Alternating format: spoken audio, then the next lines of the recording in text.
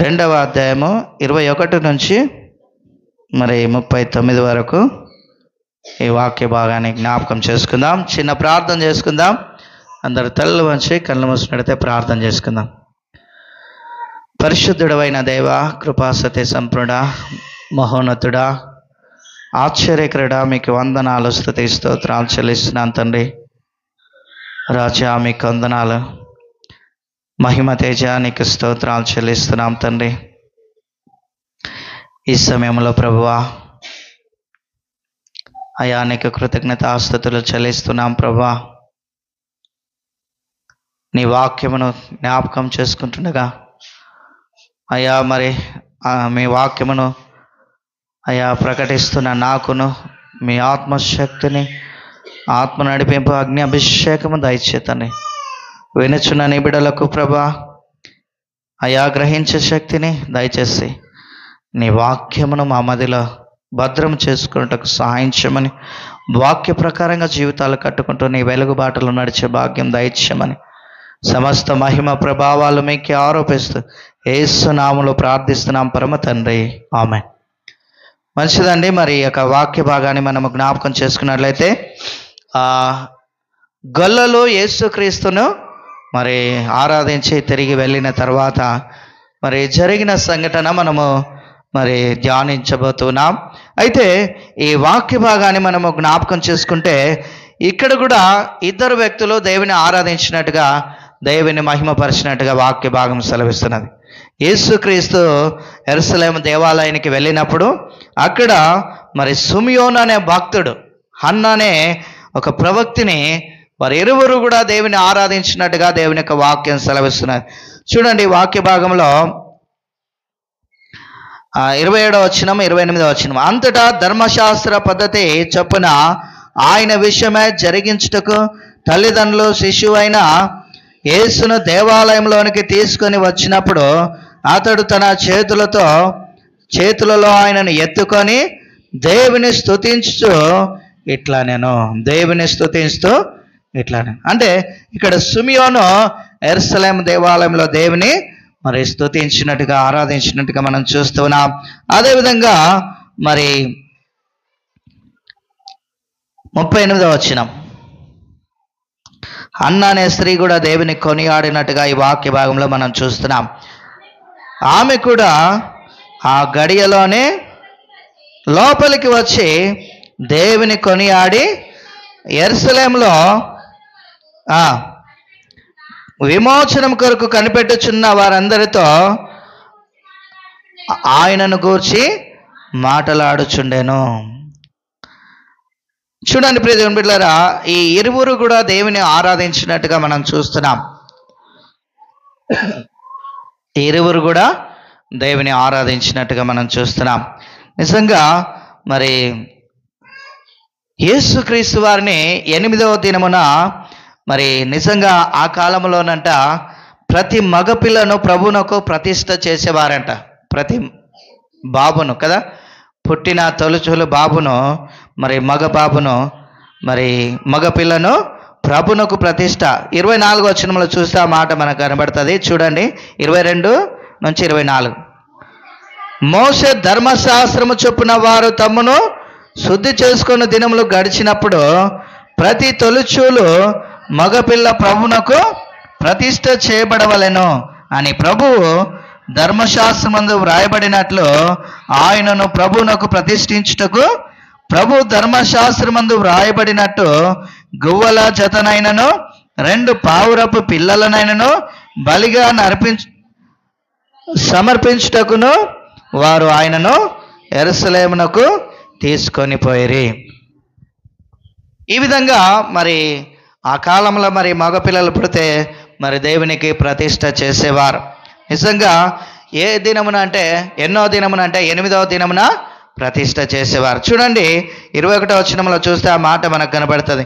ఆ శిశువునకు సున్నతి చేయవలసిన 8వ దినము వచ్చినప్పుడు గర్భమందు ఆయన పడకమునుపు దేవదూత చేత పెట్టబడిన యేసు అను పేరు వారు ఆయనకు పెట్టిరి 8వ దినమున. ఈ విధంగా మరి ప్రతిష్ఠ చేయుటకు యెరూషలేము దేవాలయానికి వచ్చినప్పుడు మరి సిమియోను అనే భక్తుడు మరి హన్నా అనే ప్రవక్తిని వీరిరువురు కూడా దేవుని కొనియాడినట్టుగా స్తుతించినట్టుగా మనం చూస్తున్నాం.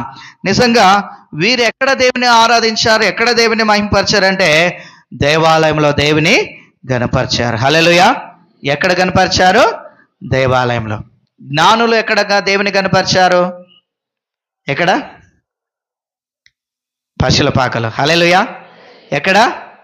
పశుల పాకలు. పశుల పాకలో జ్ఞానులు దేవుని ఆరాధించారు, దేవదూతలు కూడా దేవుని ఆరాధించారు, గొల్లలు కూడా దేవుని ఆరాధించారు. ఇక్కడ మరి సిమియోను అనే భక్తుడు, హన్నా అనే ప్రవక్తిని ఒక స్త్రీ, వీరు విధంగా దేవాలయంలో దేవుని గణపరిచినట్టుగా మనం చూస్తున్నాం. అయితే ఈ సిమియోను అనే భక్తుడు యేసుక్రీస్తుని వారిని చూడక మునుపు మరణించడని పరిశుద్ధాత్మ చేత ఆయనకు బయలుపరచబడి ఉన్నది. ఆ మాటలు మనం చూసినట్లయితే 25వ వచనం నుంచి చదువుకుందాం. యెరూషలేమునందు సిమియోను అనే ఒక మనుషుడుండెను. అతడు నీతిమంతుడును భక్తిపరుడునై ఉండి ఇశ్రాయేలు యొక్క ఆదరణ కొరకు కనిపెట్టువాడు. పరిశుద్ధాత్మ అతని మీద ఉండెను. అతడు ప్రభు యొక్క క్రీస్తును చూడక మునుపు మరణం పొందడని అతనికి పరిశుద్ధాత్మ చేత బయలుపరచబడి ఉండెను. ఆత్మవశుడై ఇతడు దేవాలయంలోకి వచ్చెను. అంతటా ధర్మశాస్త్ర పద్ధతి చొప్పున ఆయన విషయమై జరిగించుటకు తల్లిదండ్రులు శిశువైన యేసును దేవాలయంలోనికి తీసుకొని వచ్చినప్పుడు అతడు తన చేతులతో ఆయనను ఎత్తుకొని దేవుని స్తుతించుచు ఇట్లా, నేను నాథ, ఇప్పుడు నీ మాట చొప్పున సమాధానముతో నీ దాసుని పోనిచ్చుచున్నావు. నిజంగా మరణము చూడక ముందు యేసుక్రీస్తుని వారిని మరి సిమియోను అనే భక్తుడు చూశాడు. ఇంకా కింది భాగంలో మనం చూస్తే గనక, అన్య జనులకు నిన్ను బయలుపరచుటకు వెలుగుగాను నీ ప్రజలైన ఇశ్రాయేలునకు మహిమగాను నీవు సకల పరిశుద్ధుల ఎదుట సిద్ధపరిచిన నీ రక్షణ నేను కన్నులారా చూచితిని. ఎవరు చూశారంట? సిమియోను అనే భక్తుడు రక్షణ కన్నులారా చూశాడంట. రక్షణ దేవుడు తన ప్రజలకిచ్చే రక్షణ మరి కన్నులారా చూసినట్టుగా మనం చూస్తున్నాం. చూడండి, అన్య జనులకు నిన్ను బయలుపరచుటకు వెలుగుగా. అన్య జనులకు దేవుడు యేసుక్రీస్తును ఏ విధంగా నిలబెట్టాడంట? వెలుగుగా. తర్వాత తన ప్రజలైనటువంటి ఇశ్రాయేలు ప్రజలకు మహిమగా దేవుడు మరి కనపరిచాడు. అంత మాత్రమే కాకుండా నీవు సకల ప్రజల ఎదుట సిద్ధపరిచిన నీ రక్షణ నేను కన్నులారా చూచి తిని. ఇంకా కింది భాగంలో మనం చూస్తే, యోసేపును ఆయన తల్లియు ఆయనను గూర్చి చెప్పబడిన మాటలు విని ఆశ్చర్యపడిరి. సిమియోను వారిని దీవించి, ఇదిగో అనేక హృదయాలోచనలు బయలుపడినట్లు ఇశ్రాయేల్లో అనేకులు పడుటకును తిరిగి లేచుటకును వివాదాస్పదమైన గుర్తుగా ఈయన నియమింపబడి ఉన్నాడు. మరియు నీ హృదయంలోనికి ఒక ఖడ్గము దూసుకొని పోవునని ఆయన తల్లి అయిన మరియతో చెప్పాను. చూడండి ప్రియ దేవుని బిడ్డలారా, మరి ముందుగా జరగబోయే సంగతులన్నీ కూడా సిమియోను మరి మరి మాట్లాడినట్టుగా, ప్రవచించినట్టుగా మనం చూస్తున్నాం. నిజంగా మరి అన్య జనులకు ఈ యొక్క బాలుడు అనగా యేసుక్రీస్తు వారు వెలుగుగా ఉండబోతున్నాడు, ఇశ్రాయేలుకు మహిమగా ఉండబోతున్నాడు, ప్రజలందరికీ నీవు ఇయ్యబోతున్న మహిమ నేను చూస్తున్నాను కన్నులారా అని చెబుతూ మరి మాట్లాడుతూ అంటున్నాడు. మరి ఇక్కడ ఏమంటున్నాడు? నీ హృదయంలోనికి ఒక ఖడ్గము దూసుకొని పోవునని ఆయన తల్లి అయిన మరియతో చెప్పాడు. ఏంటి ఈ సంగతి దూసుకుపోవడం అంటే, యేసుక్రీస్తు వారు ప్రజలకు వెలుగుగా మారబోతున్నాడు, రక్షణ అందిస్తున్నాడు. అంత మాత్రమే కాకుండా ఆ విధంగా ఇయ్యడానికి వచ్చిన ఆ దేవుడే మరణించబోతున్నాడు. ఆయన హృదయంలోనికి ఒక ఖడ్గము దూసుకొని పోతుందంటే నిజంగా ఆయన సిలువలో పక్కలో బల్లెపు పోటు పొడిచినట్టుగా మనం చూస్తున్నాం. సో ఇదంతా కూడా దేవుడు సిమియోను ద్వారా బయలుపరిచినట్టుగా మనం చూస్తున్నాం. ఇంకా కింది భాగంలో మనం చూస్తే గనక ఇక్కడ హన్న గురించి దేవుడు మాట్లాడుతూ ఉన్నాడు. మరియు ఆషేరు గోత్రికురాలను పనియేలు కుమార్తెయునైన హన్నాను ఒక ప్రవక్తిని ఉండెను. ఆమె కన్యాత్వము మొదలు 7 ఏండ్లు పెనిమితితో సంసారం చేసి బహుకాలము గడిచినదై 84 సంవత్సరములు 84 సంవత్సరములు విధవరాలయుండి దేవాలయమును విడవక ఉపవాస ప్రార్థనలతో రేంబగలు సేవ చేయుచుండెను. ఆమె కూడా ఆ గడియలోనే లోపలికి వచ్చి దేవుని కొనియాడి యెరూషలేములో విమోచనము కొరకు కనిపెట్టుచున్న వారందరితో ఆయనను గూర్చి మాట్లాడుచుండెను. ఈమె కూడా యేసు ప్రభు వారి గురించి మాట్లాడినట్టుగా మనం చూస్తున్నాం. ఈమె ఒక ప్రవక్తిని అని కూడా దేవుని యొక్క వాక్యంలో రాయబడినట్టుగా మనం చూస్తున్నాం.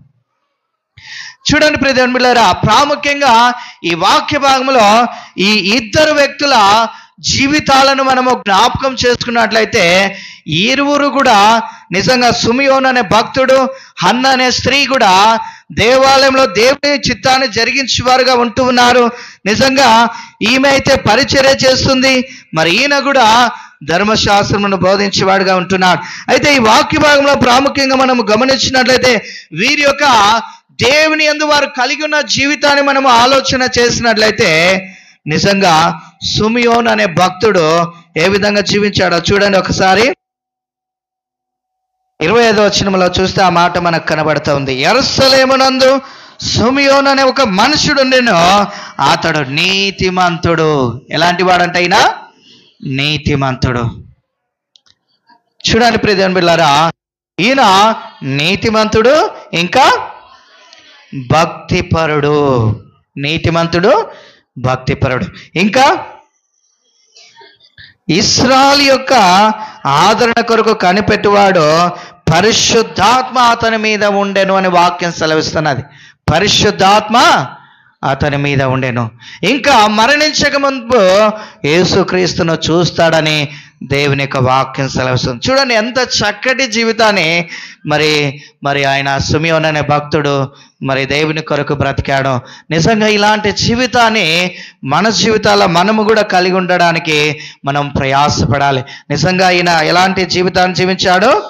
నీతిమంతుడుగా, భక్తిపరుడుగా, మరి పరిశుద్ధాత్మతో నింపబడిన వాడుగా, మరి నిజంగా యేసుక్రీస్తును చూచిన వాడుగా మనము వాక్య భాగాన్ని మనం చూస్తూ ఉన్నాం.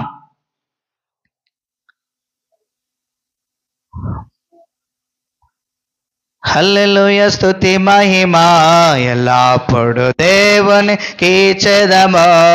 హల్లెలూయా, స్తుతి మహిమా ఎల్లప్పుడు దేవునికి చెదము. హల్లెలూయా, హల్లెలూయా, హల్లెలూయా, హల్లెలూయా, హల్లెలూయా, హల్లెలూయా, హల్లెలూయా, స్తుతి మహిమా ఎల్లప్పుడు దేవునికి చెదము. హల్లెలూయా.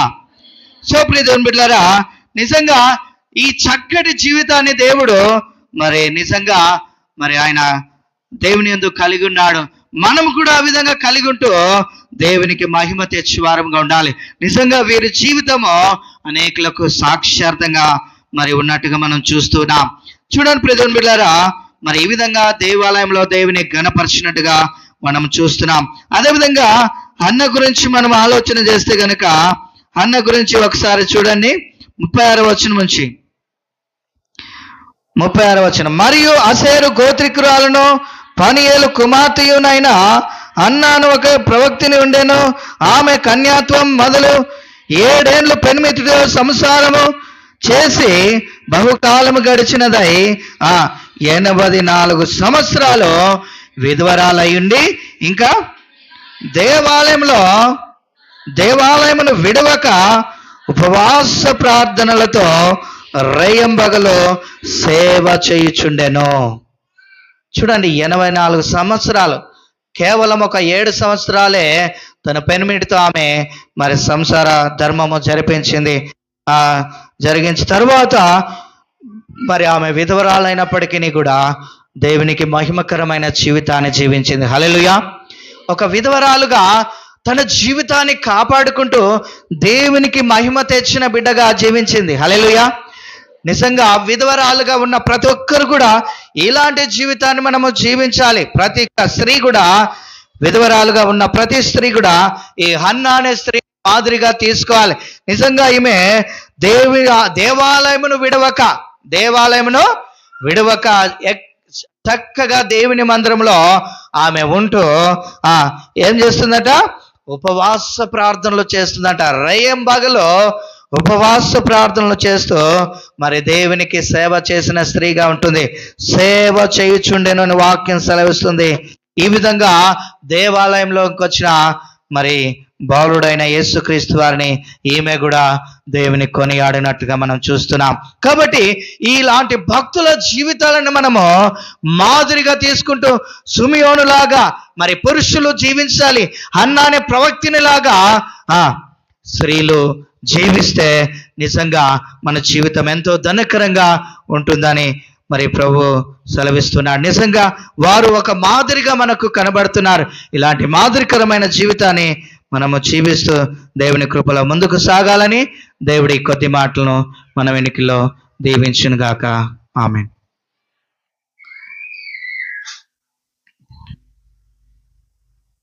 చిన్న ప్రార్థన చేసుకుందాం.